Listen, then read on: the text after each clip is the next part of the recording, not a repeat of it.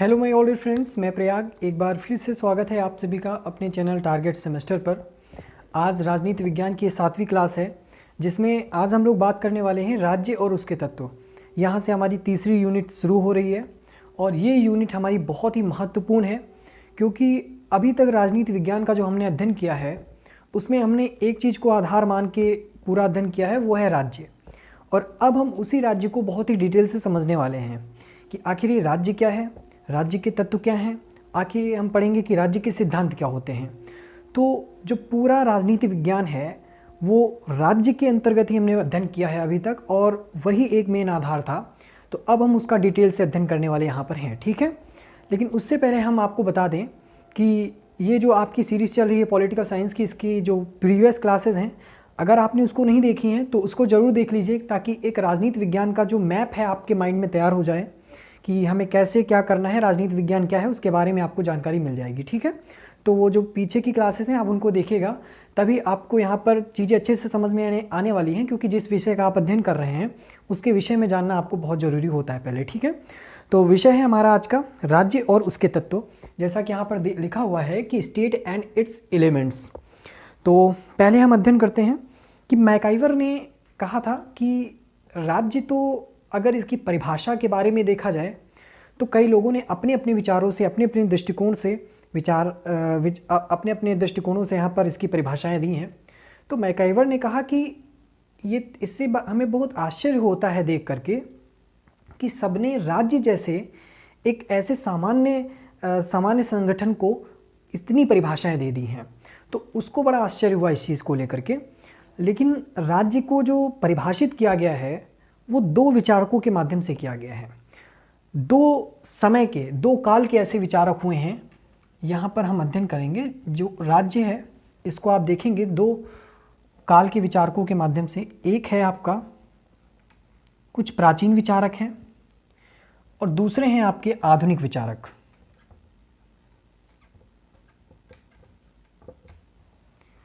दरअसल जब हम प्राचीन विचारकों की बात करते हैं तो प्राचीन विचारकों में आपके अरस्तु और सिसरो जैसे जो विचारक हैं वो आते हैं। अगर कॉपी पेन लेकर बैठे हैं तो चीज़ें नोट करते रहिएगा, राइटिंग कुछ खास नहीं बन रही है। अरस्तु और सिसरो, दरअसल इन दोनों में डिफरेंट क्या है, अंतर क्या है, डिफरेंस क्या है, अगर इस चीज़ को समझ लिया तो राज्य की जो परिभाषाएं हैं उनका जो स्वरूप है निर्धारित होने वाला है, उसके विषय में हम चर्चा अच्छे से कर लेंगे। प्राचीन जो विचारक थे अरस्तु और सिसरो, इनका मानना था कि राज्य ग्रामों और समुदायों का एक संगठन है जिसका उद्देश्य होता है पूर्ण और एक आत्मनिर्भर राज्य की कल्पना, ठीक है। एक आत्मनिर्भर राज्य कैसे? अरस्तु, इनका मानना था कि ये जो राज्य की इन्होंने परिभाषा दी कि राज्य ग्रामों और समुदायों का एक समाजों का एक ग्रामों और परिवारों का एक समुदाय होता है जिसका उद्देश्य एक पूर्ण और आत्मनिर्भर राज्य की कल्पना करना होता है। लेकिन इनकी इस परिभाषा में हमने देखा कि जो नागरिक है उसको आधार माना गया। नागरिक का मतलब हुआ जनसंख्या।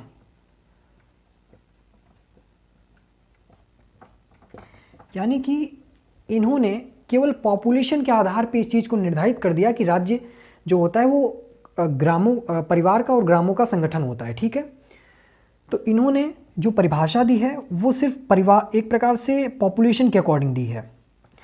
तो ये चीज़ निकल कर आ गई कि इन्होंने किसी भी अन्य तत्व को यहाँ पर शामिल नहीं किया है राज्य की परिभाषा में, केवल नागरिकों को, या कहें कि जो जनसंख्या होती है उसको शामिल करके यहाँ पर बताया है कि राज्य की परिभाषा को यहाँ पर इन लोगों ने परिभाषित किया है।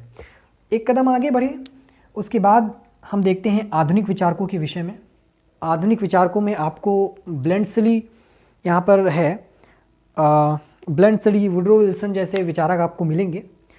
और इनका मानना था कि केवल जनसंख्या के आधार पर हम राज्य की जो कल्पना है नहीं कर सकते हैं, बल्कि एक क्षेत्र भी होना चाहिए और क्षेत्र के साथ साथ एक सरकार भी होनी चाहिए। तो इन्होंने कहा, इनका मानना था कि आप केवल जनसंख्या के आधार पर ना करते हुए यहाँ पर एक निश्चित क्षेत्र होना चाहिए, एक निश्चित क्षेत्र होना चाहिए और प्लस यहाँ पर आपकी सरकार होनी चाहिए। सरकार का मतलब है कि एक ऐसा यहाँ पर प्रशासनिक संगठन होना चाहिए जो जनसंख्या को नियंत्रित कर सके या जनसंख्या के लिए जो नागरिक हैं उनके लिए कानून बना सके।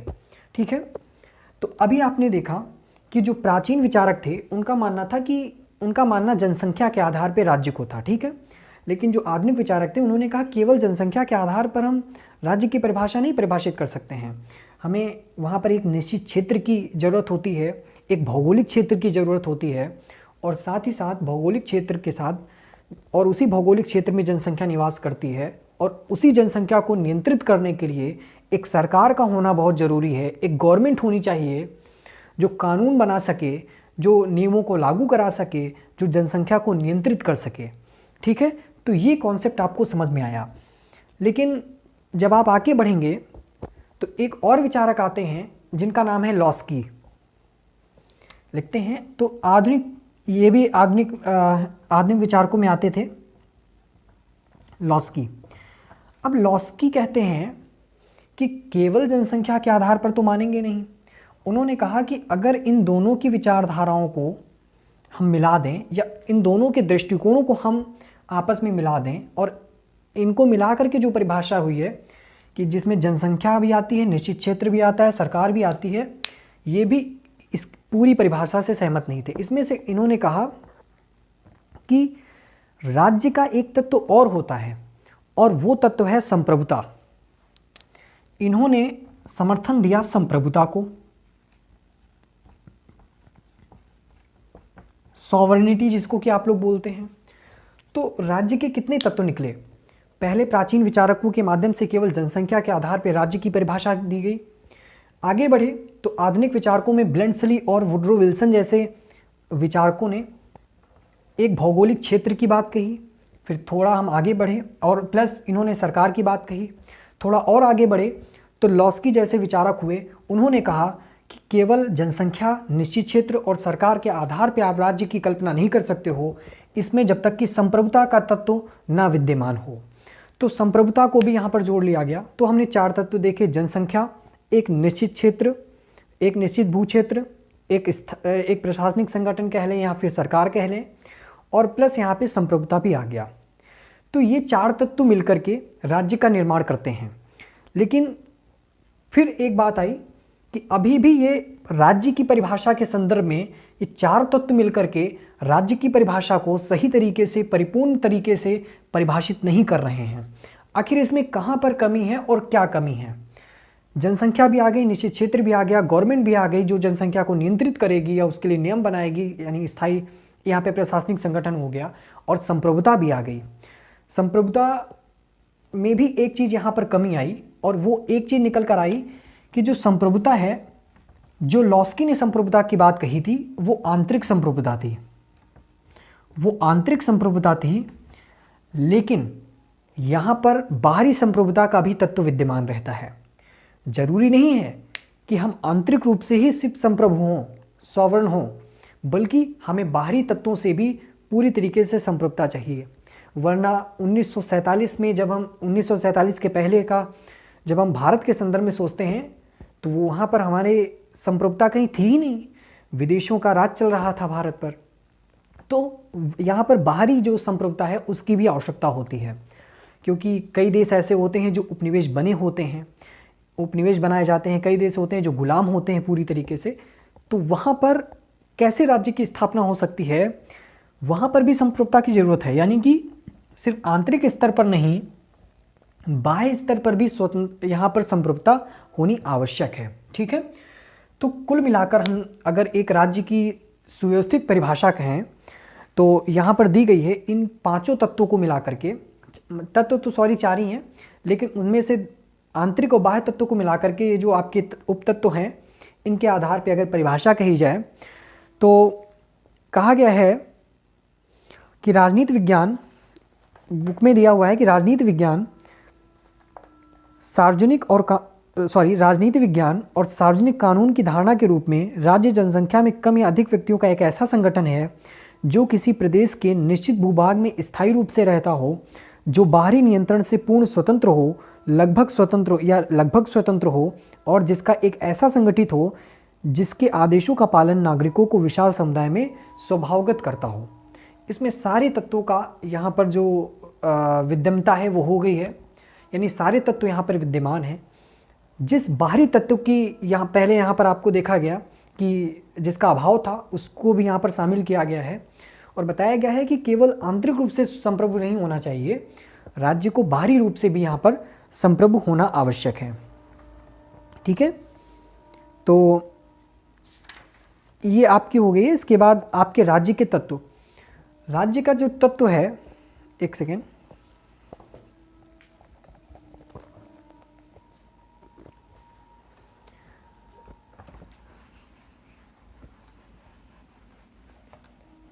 ये तो आपका राज्य हो गया। ठीक है,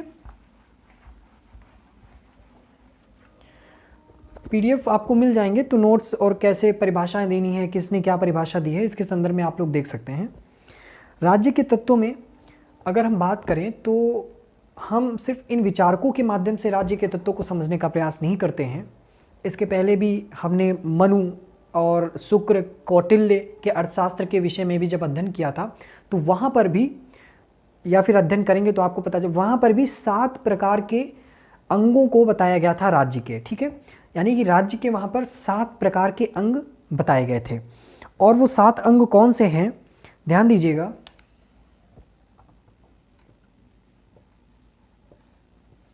स्वामी, अमात्य,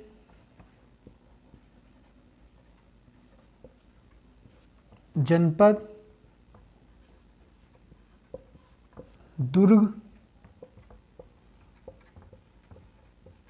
कोष, दंड और मित्र। स्वामी मतलब राजा। कौटिल्य के अर्थशास्त्र और मनु और शुक्र के माध्यम से अगर हम इस चीज़ का अध्ययन करें तो जो राज्य के तत्व हैं वो 7 प्रकार के थे, यानी राज्य का निर्माण 7 तत्वों से मिलकर के होता था, यानी कि 7 मतलब 7, आप लोग समझते हैं। ठीक है, तो 7 तत्व कौन से थे? स्वामी, स्वामी का मतलब राजा, अमात्य मतलब मंत्री, ठीक है, और फिर जनपद मतलब जिला होता है, दुर्ग, कोष, दंड और मित्र। इन 7 तत्वों से मिलकर के राज्य का निर्माण होता है। और बाद में हमारे विचारक आते हैं जो राज्य के तत्वों को अलग अलग तरीके से बताने का प्रयास करते हैं, जिसमें हम देखेंगे कि गार्नर भी हुए, सिजविक भी हुए, लॉस्की ने भी यहाँ पर बताया। तो लगभग अगर देखा जाए, हम आपको यहाँ पर कुछ नाम लिख रहे हैं। ये तो आपका हमने ऐसे बताया कि सिर्फ जो हमारे आज के पाश्चात्य विचारक थे उनके आधार पर ही राज्य के तत्वों को नहीं बताया गया था। उसके पहले भी अगर हम मनु के समय में, कौटिल्य के समय में या शुक्र के समय में अगर इस चीज़ को देखते हैं तो राज्य के तत्व 7 प्रकार के वहाँ पर भी बताए गए थे। ठीक है, तो वो राज्य के 7 तत्व थे, वो ये थे। अब हम बात कर रहे हैं अपने फिर से वही पाश्चात्य राजनीतिक चिंतकों या विचारकों के आधार पर तत्वों के, उन्होंने राज्य के तत्व क्या बताए। तो अगर हम देखते हैं कुछ नाम जैसे कि विलोबी हुए,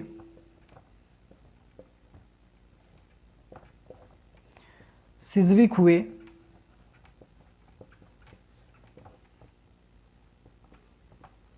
गार्नर हुए, ये कुछ ऐसे विचारक थे जिन्होंने राज्य के तत्वों की लगभग वही तत्व बताए जो एक दूसरे से मिलते जुलते हुए। मतलब 3 तत्व तो इन तीनों में कॉमन थे। एक था प्रशासनिक संगठन, एक जनसंख्या और भूक्षेत्र। ठीक है, तो ये 3 तत्व ऐसे थे जो राज्य को बनाने में सहायक थे। हालांकि जब गवर्नर का अध्ययन किया गया तो उनमें उन्होंने संप्रभुता को ऐड किया, जैसा कि हमने पहले आपको बताया। ठीक है, तो कुल मिलाकर के इन विचारकों का कंक्लूजन 4 प्रकार के तत्वों से निकला। मतलब कि सबको मिलाकर के देखा जाए तो राज्य के कितने तत्व बने, वो 4 प्रकार के तत्व बने, और वही 4 तत्व बने जिनका हम अध्ययन पहले कर चुके हैं। कौन कौन से तत्व थे? तो पहला तत्व है जनसंख्या।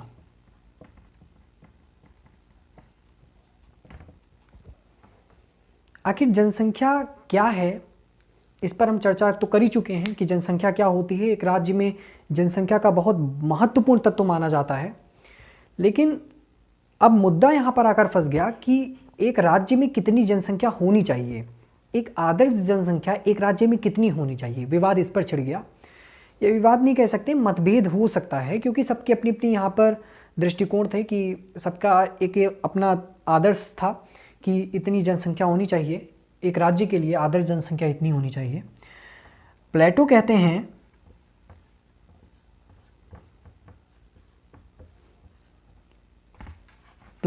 कि 5040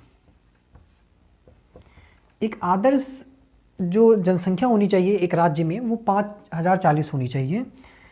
इसके विपरीत अगर देखें अरस्तु कहते हैं कि 10,000 एक राज्य में जो जनसंख्या होनी चाहिए वो 10,000 होनी चाहिए। और भी हम देखेंगे, मतलब एक निष्कर्ष के तौर पे निकल कर आया प्लेटो और अरस्तु के माध्यम से कि एक जो राज्य की जनसंख्या है वो कम होनी चाहिए। लेकिन जब हम देखते हैं मुसोलिनी और हिटलर जैसे लोगों के विषय में बात करते हैं तो उनका मानना था कि जो एक आदर्श जनसंख्या होनी चाहिए एक राज्य की वो बहुत ही ज़्यादा होनी चाहिए, क्योंकि जितनी जनसंख्या होगी उसी हिसाब से उतना मजबूत राज्य होगा। ठीक है, तो ये मानना था जनसंख्या का। तो पहला तत्व हमने जनसंख्या का देख लिया, राज्य का देख लिया, जो कि है जनसंख्या। ठीक है, अब दूसरा तत्व आता है एक निश्चित क्षेत्र होना चाहिए। जैसा कि हम तत्व पहले हम कर चुके हैं चर्चा, लेकिन इसको थोड़ा सा हम डिटेल में ले जाएंगे तभी आपको चीज़ें समझ में आएंगी। ठीक है, अगर इनके तत्व के बारे में आता है। निश्चित क्षेत्र का मतलब है कि एक ऐसा भौगोलिक प्रदेश होना चाहिए जिसमें ये जनसंख्या निवास कर रही हो, हर चीज़ एक दूसरे से इंटरलिंक है।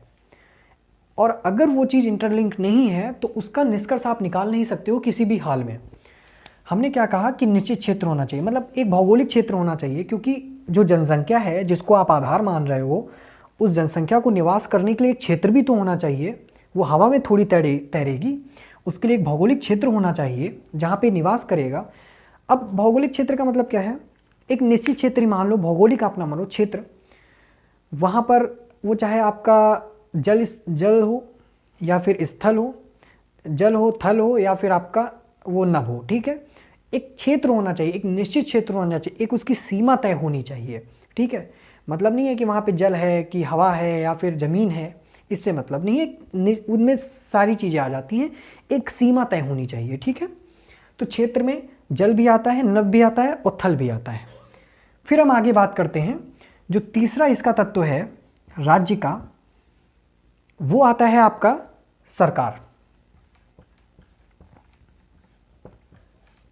गवर्नमेंट। और हाँ, जो निश्चित क्षेत्र था, अब उसमें एक बात यही फंसी जो जनसंख्या में फंसी थी कि कितना राज्य हो या कितना क्षेत्र हो जो कि एक आदर्श राज्य के रूप में आ सके, आदर्श राज्य नहीं, सॉरी, एक आदर्श क्षेत्र के रूप में आ सके। एक आदर्श क्षेत्र कितना माना जाना, मतलब एक सीमा क्या होनी चाहिए, उसकी लिमिट क्या होनी चाहिए।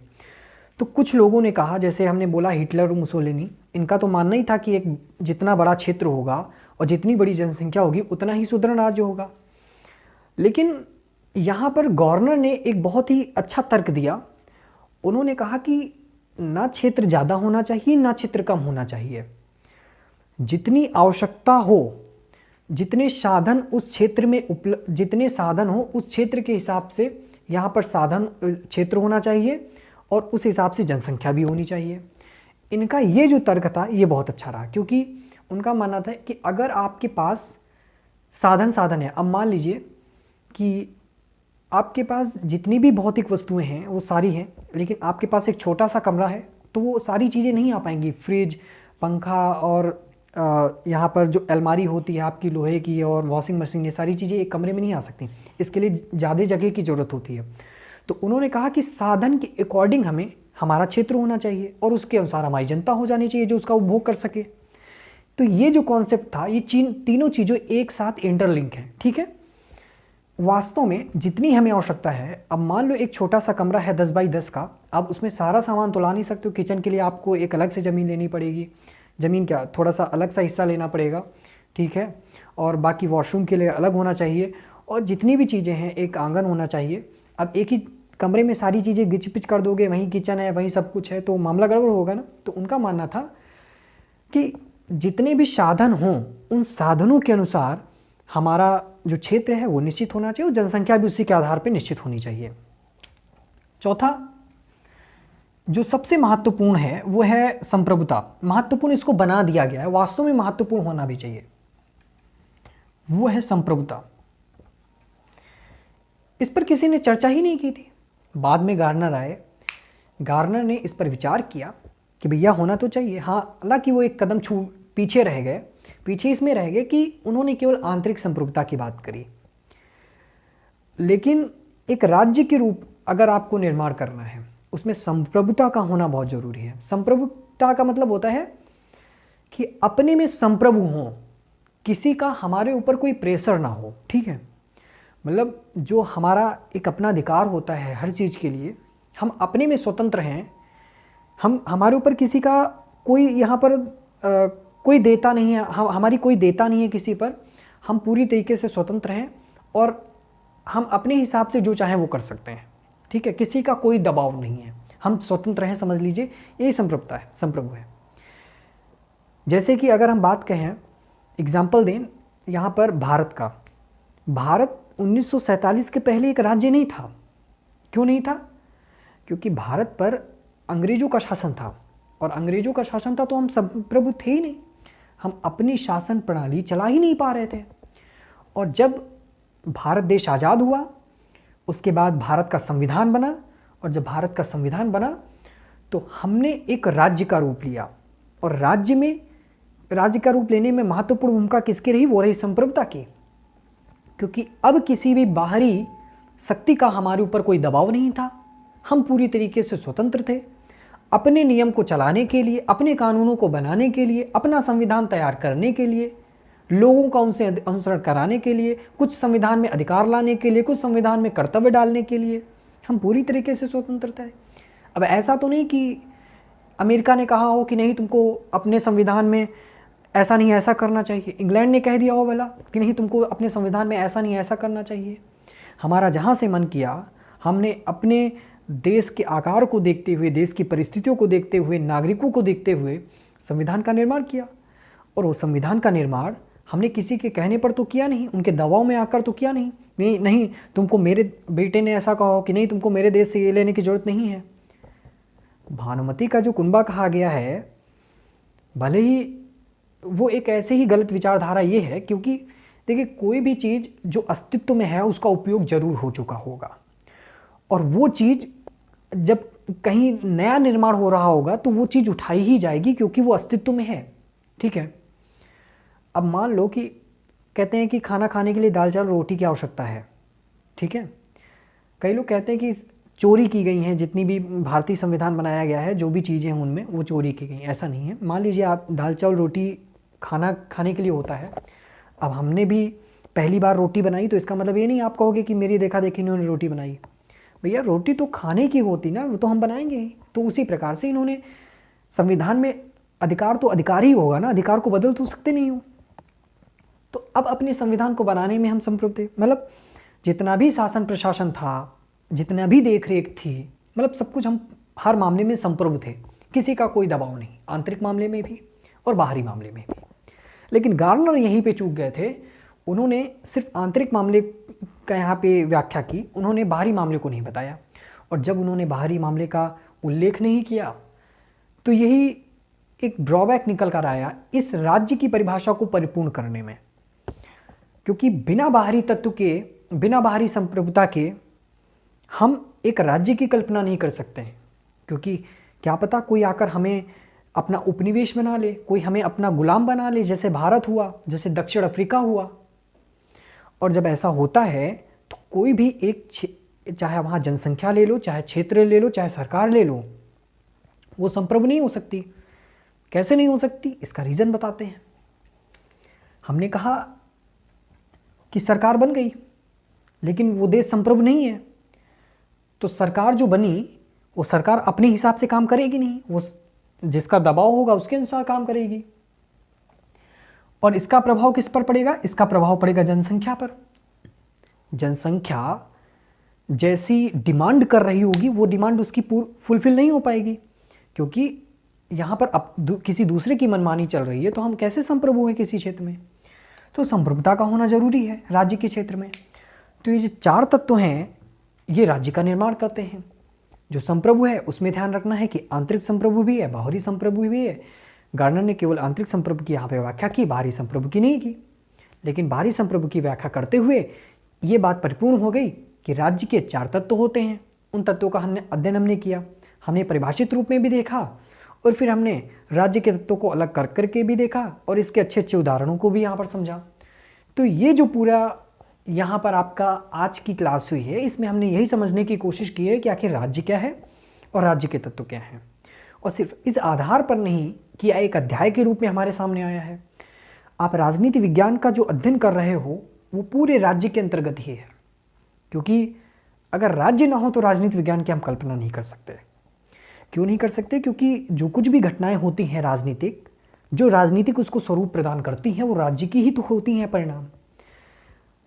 तो इसी प्रकार से जो राज्य का कॉन्सेप्ट था बहुत इंपॉर्टेंट है। तीसरी यूनिट थी, और इसके बाद हम राज्य के जो सिद्धांत हैं कुछ यहाँ पर दिए गए हैं उन पर चर्चा करेंगे कल की क्लास में।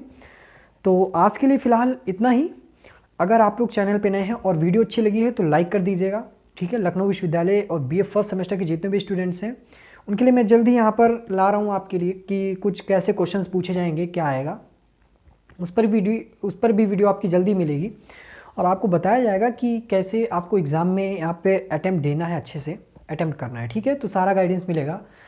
चैनल पे नए होंगे तो चैनल को सब्सक्राइब कर लीजिएगा, बेल आइकन को प्रेस कर लीजिएगा ताकि कोई भी नोटिफिकेशन आपसे मिस ना हो सके। वीडियो अच्छी लगी हो लाइक करते हुए इस वीडियो को ज़्यादा से ज़्यादा अपने फ्रेंड सर्कल में शेयर कर दीजिएगा। हमारे साथ जुड़ने के लिए आप सभी का बहुत बहुत धन्यवाद। मिलते हैं कल नेक्स्ट वीडियो में।